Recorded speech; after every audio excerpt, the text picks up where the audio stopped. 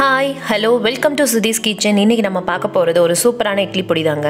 இட்லி பொடியில என்ன ஸ்பெஷாலிட்டின்னு பார்க்குறீங்களா? இந்த இட்லி பொடியை நம்ம பிரண்டை யூஸ் பண்ணி செய்ய போறோம். ஸோ இது நல்ல வெயிட் லாஸ் ரெசிபின்னு சொல்லலாம். நார்மலாக இட்லி பொடி சாப்பிட்றத விட இந்த மாதிரி பிரண்டையோ நெல்லிக்காவோ ஏதோ ஒன்று சேர்த்து சாப்பிடும்போது நமக்கு உடம்புக்கு தேவையான சத்துக்கள் எல்லாமே கிடைக்கும். வாங்க ரெசிபிக்குள்ளே போகலாம். எப்படி பண்ணுறதுங்கிற பார்க்கலாம். இதுக்காக நான் கொஞ்சம் பிரண்டை எடுத்து வச்சுருக்கேன். ஃபஸ்ட்டு இதை க்ளீன் பண்ணிடலாம். க்ளீன் பண்ணுறதுக்கு முன்னாடி கையில் கொஞ்சம் எண்ணெய் தடவிட்டு இதை கட் பண்ண ஆரம்பிங்க. இல்லை அப்படின்னா கையை அரிக்க ஆரம்பிச்சிடும். ஸோ இந்த மாதிரி நல்லா கட் பண்ணிவிட்டு அந்த நார் எல்லாத்தையுமே நம்ம எடுத்துட்டு இந்த மாதிரி ஃபைனலாக நமக்கு இப்படி கிடைக்கும். அடுத்து ஒரு கப்பு உளுத்தம்பருப்பு எடுத்து வச்சுருக்கேன். ஸோ இதை நல்லா ட்ரை ரோஸ்ட் பண்ணிடணும். இதில் நீங்கள் முழு உளுந்தும் எடுத்துக்கலாம், இல்லை உடச்ச உளுந்தும் எடுத்துக்கலாம், ஒயிட் உளுந்தும் எடுத்துக்கலாம், இல்லை கருப்பு உளுந்தும் எடுத்துக்கலாம். ஸோ கருப்பு உளுந்து சேர்த்துக்கிறது உடம்புக்கு நல்லதுங்கிறதுனால நான் சேர்த்துருக்கேன். அதை ட்ரை ரோஸ்ட் பண்ணிவிட்டு கலர் சேஞ்ச் ஆகிற வரைக்கும் நல்லா ட்ரை ரோஸ்ட் பண்ணிவிட்டு எடுத்து வச்சுருங்க. அப்புறமா ஒரு 1/4 கப்புக்கு கொஞ்சம் ஜாஸ்தியாக கடலைப்பருப்பு சேர்த்துருங்க. அதையும் நல்லா ட்ரை ரோஸ்ட் பண்ணிவிட்டு எடுத்து வச்சிடலாம்.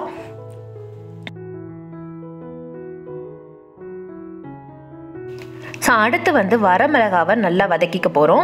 ஸோ வரமிளகா உங்களுக்கு காரத்துக்கு ஏற்ற மாதிரி நிறைய காரம் சேர்க்குறவங்களா இருந்தீங்க அப்படின்னா கொஞ்சம் ஜாஸ்தியாக சேர்த்துக்கலாம். நான் இங்கே 1 கப் அளவுக்கு வரமிளகா சேர்த்துருக்கேன். அதையும் நல்லா ட்ரை ரோஸ்ட் பண்ணி எடுத்து வச்சுட்டேன்.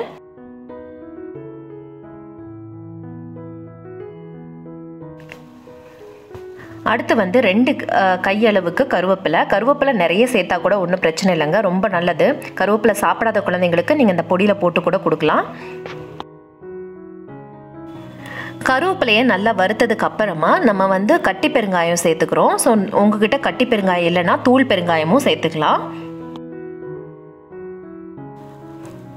ஸோ கட்டி பெருங்காயம் நல்லா பொரிஞ்சதுக்கு அப்புறமா கொஞ்சமாக எண்ணெய் சேர்த்துட்டு நம்ம எடுத்து வச்சுருக்க க்ளீன் பண்ணி வச்சுருக்கிற பிரண்டையை சேர்த்துடலாம். இதுக்கு நான் ஒரு 7-8 பூண்டு சேர்க்குறேன். ஸோ பூண்டு வேணாம் அப்படின்னு நினைக்கிறவங்க நீங்கள் அதை இக்னோர் பண்ணிக்கலாம். நான் இதில் பூண்டும் சேர்க்குறேன். ஸோ பூண்டு சேர்க்கும் போது அந்த இட்லி பொடியோடைய வாசனையும் சரி டேஸ்ட்டும் சரி ரொம்பவே நல்லா இருக்குங்க. ஸோ இது நல்லா வதங்கிட்டு இருக்கும் போதே நான் எடுத்து வச்சுருக்கிற பூண்டையும் இதில் சேர்த்துட்றேன். பூண்டு உங்களுடைய விருப்பம் தான், எவ்வளோ வேணால் சேர்த்துக்கலாம். ஸோ நிறைய பூண்டு வாசனை பிடிக்குங்கிறவங்க கொஞ்சம் நிறையவே சேர்த்துக்கலாம். ஸோ இதையும் நம்ம நல்லா ஆயிலில் கொஞ்சம் நல்லா ஃப்ரை பண்ண போகிறோம். ஸோ ஓரளவுக்கு ஒரு 2 to 3 minutes ஆகுது நல்லா வதங்கணும். ஸோ மீடியம் ஃப்ளேமில் வச்சுட்டு நல்லா வதக்கிக்கோங்க. இது வதங்கினதுக்கப்புறமா இதை தனியாக எடுத்து வச்சுக்க போகிறோம். இதை நம்ம அரைக்கும் போது சேர்த்து அரைக்கக்கூடாதுங்க, அதனால் இதை நம்ம தனியாக எடுத்து வச்சுக்க போகிறோம்.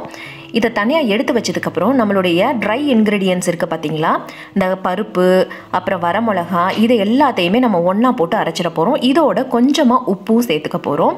இதோட உப்பு சேர்த்து நல்லா அரைச்சிட்டு எடுத்துகிட்டு வந்துடலாம். பாருங்கள், இதை அரைச்சதுக்கப்புறமா இதில் கொஞ்சமாக நம்ம எடுத்து வச்சுருக்கிற பிரண்டையும் பூண்டும் போட்டு நல்லா அரைச்சிட்டு வந்துடலாம். இதை வேணும்னா நீங்கள் நைஸாகவும் அரைச்சிக்கலாம், இல்லை கோர்ஸ் பவுடராகவும் அரைச்சிக்கலாம். இது ரொம்ப ரொம்ப நல்லதுங்க. இந்த பிரண்டை டைஜஷனுக்கும் சரி நல்லா பசி எடுக்கிறதுக்கும் சரி ரொம்ப ரொம்ப நல்லது. ஸோ இந்த மாதிரி இட்லி பொடியோடு நீங்கள் சேர்த்து கொடுக்கும்போது அது இன்னுமே ஹெல்த் வைஸும் ரொம்ப நல்லதாக இருக்கும். ஸோ உங்களுக்கு இந்த ரெசிபி பிடிச்சிருந்தா கண்டிப்பாக என்னோடய சேனலை சப்ஸ்கிரைப் பண்ணுங்கள், லைக் பண்ணுங்கள், ஷேர் பண்ணுங்கள், கமெண்ட் பண்ணுங்கள். இன்னொரு சூப்பரான வீடியோவில் சூப்பரான ரெசிபியோடு சந்திக்கலாம். Until then, bye from Sudhi's Kitchen.